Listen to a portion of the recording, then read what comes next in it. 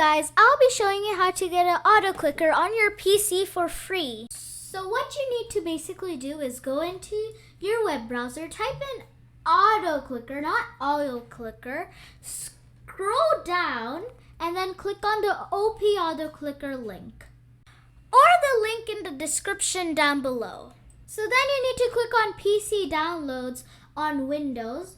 If you'll see the green button right there. So let's click it. So you click download again. It just shows you these. So it says your download will start shortly. So it'll show you if you're on Chrome, then it'll show you over here. It'll show you like at the bottom of your screen. If you're on Microsoft Edge, then you'll see like the download icon and you'll see it there. So basically, I just clicked on files and then I just clicked on download. Well, it just didn't appear, so I don't know why.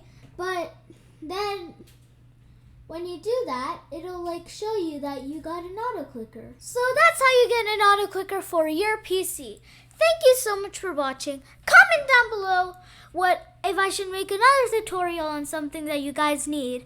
And like and subscribe because it'll help a lot. And see you all next time.